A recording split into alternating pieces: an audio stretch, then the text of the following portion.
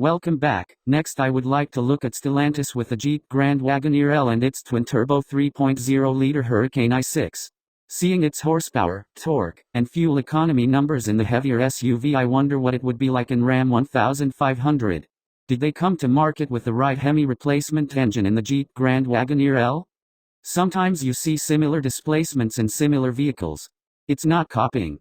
Sometimes in engineering, there is a best known way to do something. Turns out that displacement is one of those things for engineering and/or marketing.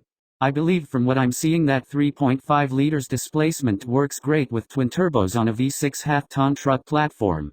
I wondered, did they overboost that 3.0-liter twin-turbo i6?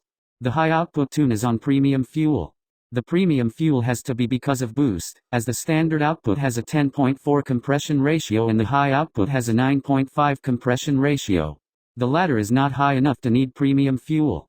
Both outputs are less than the 10.5 compression ratio of the 5.7-liter Hemi and the 10.9 compression ratio of the 6.4-liter Hemi. Because of the Hemi's 2 spark plugs per cylinder for emissions compliance, it cannot be direct injected for an even higher compression ratio. The high output tune can return bad V8 fuel economy in a very heavy SUV. In today's world, some of that 510 horsepower with 500 pound-feet of torque output should be electrified. Keep in mind this engine is in a luxury vehicle. You can easily pay over $100,000 for it. While heavily boosted vehicles can be fun, their fuel economy can suffer if you attempt to make high horsepower with them. Even more so, if it's being done with a small displacement. The best fuel economy usually comes from a high compression ratio if the displacement isn't too large, which is why turbo diesel usually has better fuel economy. High compression ratios and heavy boost don't go together with gasoline engines. That's why supercharged and turbocharged engines don't run the highest compression ratios. Their fuel economy can only benefit from a smaller displacement that makes more efficient power with turbo or supercharging. Turbo diesel benefits from both but suffers from a narrow rev range that gas does not. That's why diesel makes less horsepower. On this channel, we wonder if a 3.0-liter twin-turbo 6-cylinder is a large enough displacement to be a horsepower and torque topping option in an American full-size truck or SUV platform. Keep in mind that the high output tune on the Jeep Grand Wagoneer L makes more horsepower than the S58 twin-turbo 3.0-liter i6 found in BMW's M2.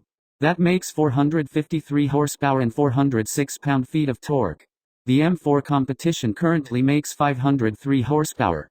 Only the BMW M4 CSL makes more horsepower at 543 and 479 pound-feet. Keep in mind cars can use more aggressive tuning for similar displacements and boost levels because they're lighter and won't be towing anything. Both engines have the same bore and stroke.